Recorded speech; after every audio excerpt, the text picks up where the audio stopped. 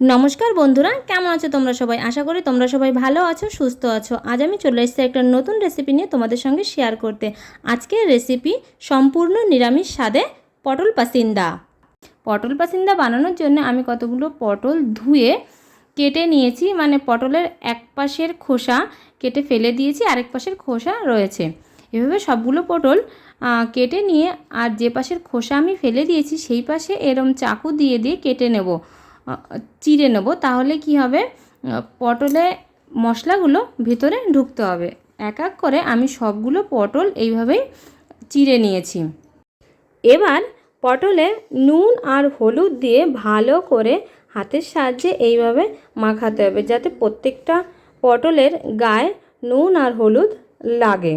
আমি সেইভাবেই করছি। এবার পটলগুলোয় নুন হলুদ ভালো করে মাখিয়ে নিয়ে ওদিকে আমার কড়াই গরম হয়ে গেছে, আর কড়াইতে আমি দিয়েছি সাদা তেল। আজকে আমি রান্নাটা সাদা তেলেই করব। সাদা তেল দিয়ে তেলটা গরম হয়ে গেলে এবার তেলের মধ্যে এক এক করে সবগুলো পটল আমি ছেড়ে দেব। আর এই পটলগুলো তেলের ভিতরে ছেড়ে দেওয়ার পর বেশ ভালো করে ভেজে নিতে হবে। পটল ভালো করে না ভাজলে কিন্তু হবে না। আর এদিকে পটল ভাজা হতে থাক, আমি ওইদিকে মশলাটা বানিয়ে নিই। মশলা বানানোর জন্য আমি এখানে নিয়ে নিয়েছি কিছুটা আদা বেটে নিয়েছি, আর তার সঙ্গে জিরে গুঁড়ো, ধনে গুঁড়ো, হলুদ গুঁড়ো, লঙ্কার গুঁড়ো দিয়ে জল দিয়ে ভালো করে মিলিয়ে নেবে। আর লঙ্কাটা তোমরা তোমাদের টেস্ট অনুযায়ী দেবে। নুন আর লঙ্কা রান্নায় নিজেদের টেস্ট অনুযায়ী দিলে সেটা খেতে নিজেদের কাছেই বেশি ভালো হবে। কথা বলতে বলতে দেখো আমার পটলগুলো সব ভেজে নেওয়া হয়ে গেছে। এক এক করে সবগুলো পটল আমি তুলেও নিয়েছি। এবার যে তেল রয়েছে ওই তেলেই আমি দিয়ে দিচ্ছি গোটা গরম মশলা ফোড়ন, দারচিনি, লং, এলাচ, গোলমরিচ দিয়ে যে মশলার পেস্ট আমি বানিয়েছিলাম সেই পেস্টটা আমি দিয়ে দিলাম। মশলাটা একটুখানি কষিয়ে নিয়ে আমি এখানে একটা টমেটো কেটে রেখেছিলাম সেটা দিয়ে দিলাম। টমেটো দিয়ে নুন দিয়ে দেবো, হলুদ যেহেতু দেওয়াই রয়েছে। নুন দিয়ে নেড়ে চেড়ে আমি মিডিয়াম আঁচে 3 মিনিটের জন্য ঢেকে দেবো। আর 3 মিনিট পরে ঢাকনা খুলে দেখো টমেটোটা গলে গেছে আর কালারটা কি সুন্দর এসছে, দেখতে খুব সুন্দর লাগছে। আর মশলায় তেলও ছেড়ে দিয়েছে। এবার ভেজে রাখা পটলগুলো দিয়ে দেব।